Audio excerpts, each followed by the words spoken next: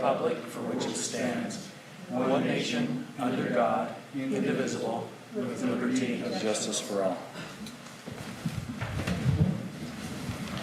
Thank you. We'll have a roll call. All right.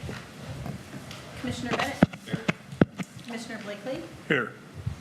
Commissioner Doris is not in attendance. Vice Chair Holly. Here. Commissioner Kine. Present. Commissioner Mobley. Here. And Chairman Sykes. Present. Okay, fellow commissioners, if you'll take a look at your minutes from June 27th, 2023, please. And we'll entertain motions.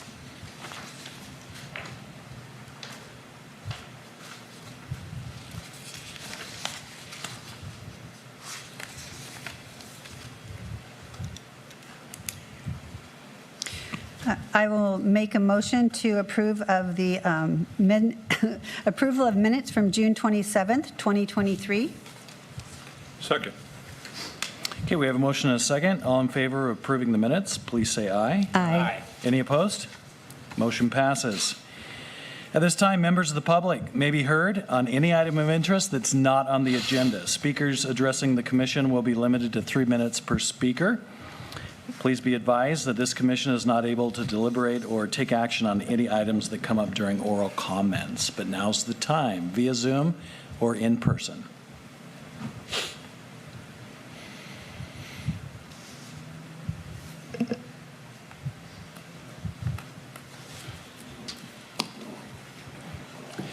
If there is nothing, do we have anything over Zoom?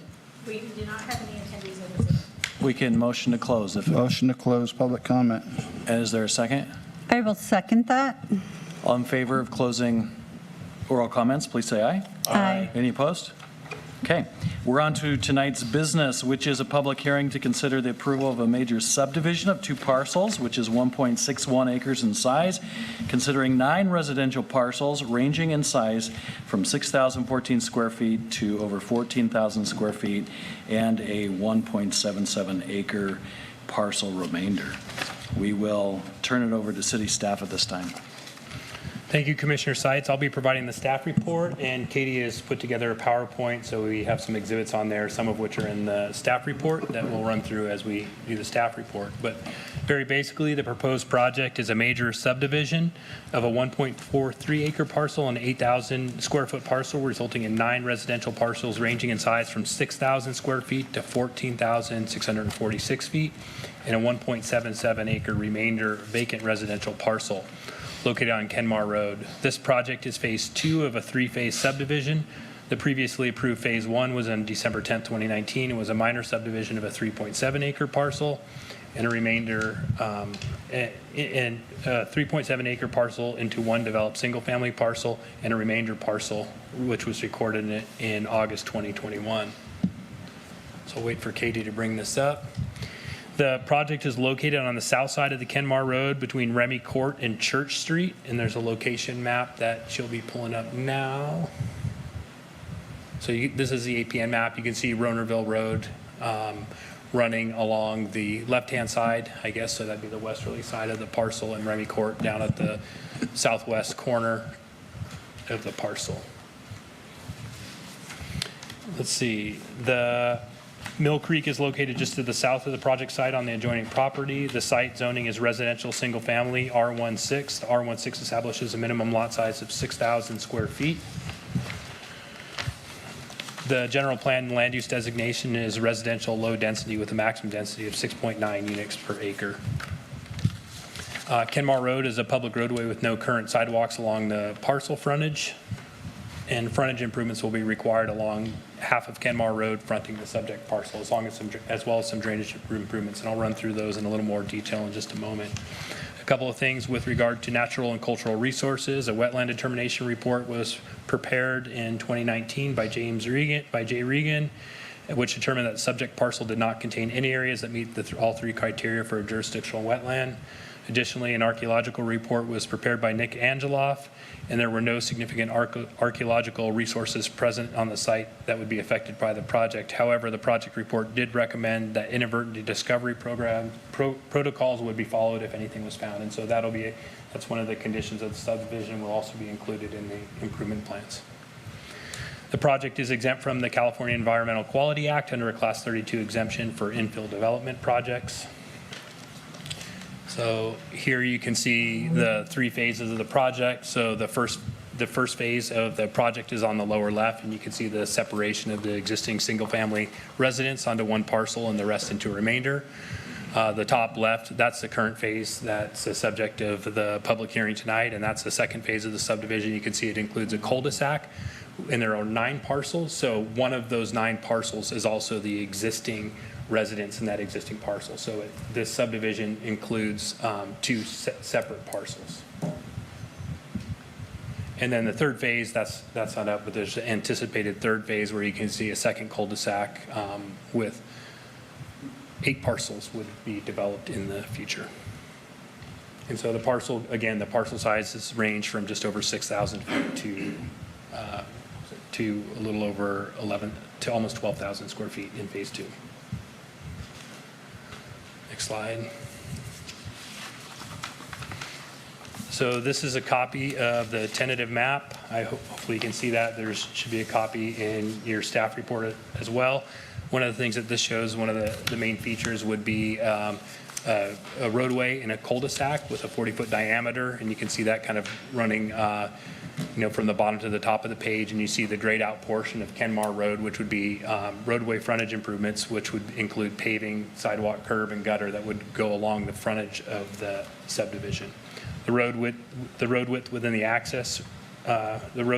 within the subdivision would be 50 feet measured from the back of the curb to sidewalk. As I said, the cul-de-sac would have a minimum radius of 40 feet from the face of the curb, feet to the face of the curb at the dead end of that cul-de-sac. Again, frontage improvements along Kenmar will include paving half of Kenmar right-of-way as shown on the tentative map, and also curb, gutter, and sidewalk. There will be a requirement for fire hydrants to be installed within every 500 feet in residential areas and 300 feet within commercial. There's no commercial here, and those will be subject to the final approval by the Fortuna Volunteer Fire Protection District. And then one other notable piece is there will be drainage culverts that will be installed along Kenmar Road, and the existing culverts and drainage ditches will be replaced, and they will connect to the existing drainage inlet near the intersection of Kenmar Road and Remy Court. And so the improvements for those will be included in the improvement plans and required for the completion of the subdivision. So with that, the required findings are included in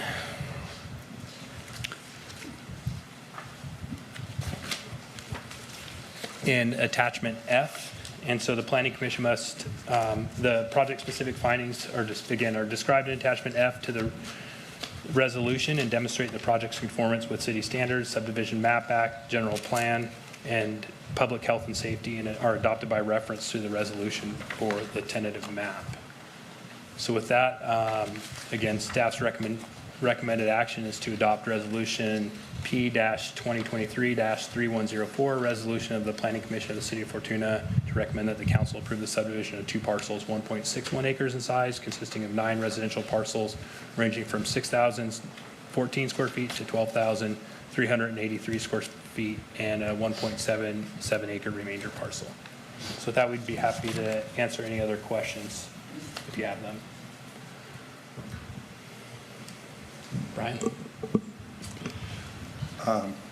Looking this over, I didn't see what the required off-street parking was for each parcel. Do you have that information? Since there's no parking allowed in the end of the cul-de-sac, I assume that all vehicles assigned to those units would need to be parked off-street. Yeah, so I think there is on-street parking. It's a 50-foot right-of-way, so there would be room for parking on there. And you're asking specifically about the cul-de-sac? Yeah, on the leg coming in, there's parking, but it appeared that there was no parking allowed in the radius of the cul-de-sac end. Right, and I believe that's for the turn radius. Do you know the answer to that, Katie? If as far as the fire department is concerned, they did say if it was less than the minimum radius, then they would want the cul-de-sac painted red, so that there wouldn't, the cul-de-sac section itself, there would not be parking. All of our residential building permits do require a minimum of 2 parking spaces that are 2 off-street parking. Thank you. So there would be parking then on the cul-de-sac if it, because it meets the minimum As long as diameters. they maintain that recommended radius, if it goes down, then it would be red. Okay. Okay, other questions from commissioners? I'm looking on page 6 at our packet tonight, which is the recommended course of action as we head toward opening it up for public comment. But first, fellow commissioners, if you have questions for staff. Seeing none, we're going to open this up for public comment in person as well as in Zoom. And if there's any public comment, we will receive it at this time. Good evening. I've attended many meetings, but you are all new, and I am old. Tina Christensen, this is part of the property that we purchased for my son years ago, and we are now just getting, after the pandemic and everything, just getting to the stages of developing it. We're working with Abe Folkart. He will be building all of the houses, and we all know he has a great reputation in Fortuna and does a beautiful house. So if you have any questions of me, we brought it in phases because that's the way probably most developers are going to have to develop in today's world. I'm here kind of as an advocate. I sit on the board of directors for HAR, Humboldt Association of Realtors, and I will say your staff did a wonderful job on working on this. They've communicated well. Your outside staff, I think it's better to always deal within the city and not deal with outside staff. But I think things are coming to a change, and I think all areas in Humboldt County are going to have to stop and take a look at them. That's something that happens with the general plan and all of that. But where you see we're creating 6,000 and 12,000 square foot lot, the new norm is not going to be that anymore because we're out of housing. We are definitely in a decline in Humboldt County alone. We have like 300 houses on the market, and that just does not complete our inventory. With Cal Poly coming in, what we're seeing is a lot of our lower housing stock is going for student housing. Parents are buying them. So that takes our first-time home buyers, and it really creates a problem for them. So as a city and as a resident of that city, I remember a group that came together, and it was with the builders and some of the engineers and things like that I think Merritt kind of put together. And it would be nice to see something like that come together again. I sat on it, and I found everything to be very informational, and I think it's a course that you are going to have to take to create housing here. And you have the most available land in Humboldt County, and you're going to be pressed to use that land. So, the houses we sell down here are all newer stock than, what is sold in most other areas. So, again, if you have any questions of my development, I'd be happy to answer. If you have any questions of the man who's going to be taking over is Abe. So, glad to answer anything if you have anything. Thank you. Thank you. Any further public comment in person or in Zoom? Motion to close public comment. Okay, we have a motion to close. Is there a second? Second that motion. Okay. Public. Second. And perfect. We can just close that without a vote, correct, Katie? Well, if you have a motion in a second, you Okay. All in favor of closing public comment, please say aye. Aye. Any opposed? Thank you. We will entertain a motion at this time. May I respond to Tina? Yes, of course. I'm very appreciative of what you said. I do believe we need more housing also, I walk that, and it's kind of dilapidated, so it's going to look lovely, just having it built and not just, so thank you. That's what I wanted to say. No, no, no, no, no, ma'am. No, ma'am, not your house, just the road, that's all. I walk better. It will look nice, sidewalks and all, I'll like that, thank you. And I would like to ask a question of staff. Were there any comments from neighbors or anything regarding the subdivision? Did we get anything? Okay. There was some questions today from Phil Nyberg. He owns an undeveloped property across the road, and he had some questions about roadway, and our engineer answered those today. And I think his primary concern was, can we have a road if it doesn't exactly offset where this cul-de-sac was? And it's a pretty low volume street, so our engineer worked with him, and I think they came to agreement. And if he wasn't satisfied with those answers, he would have been here tonight. Okay. So. Any other questions? I said first person in. I'll make a motion. Motion to adopt Resolution P 2023-3104, resolution of the Planning Commission of the City of Fortuna. Recommendation of the City Council approve a subdivision of 2 parcels, 1.61 acres in size, consisting of 9 residential parcels ranging in size from 6,014 feet to 12,383 square feet, and a 1.77 acre remainder parcel. I'll second that. All right, roll call vote. Commissioner Bennett, Approve? Commissioner Blakely, Yes. Vice Chair Howley, yes. Commissioner Kine, Yes. Commissioner Mobley, Yes. and Chairman Sights. Yes. Thank you. That resolution and motion passes. At this time, we're going to have Planning Commission staff communication. Yeah, not much to report. I'll just say we still have a recruitment for a community development director, and in the meantime, we'll be continuing to use contract staff. It's uncertain, if we'll be able to find somebody with our recruitment or if we'll have to consider contracting some of our planning services. So that'll be a discussion that we'll have to have once that recruitment closes, and we'll have to think if, what we want our long-term structure to be if we're unsuccessful with that recruitment. But right now, engineering and planners, it's a very competitive field. It's tough to find people. I think the wage we're paying is a reasonable wage and consistent with what Fortuna's wages are relative to a lot of the other agencies. We're always like 10% or a little more below. But, I'm just surprised that we haven't seen anybody apply for that position yet. So for the time being, we're going to continue to contract that out.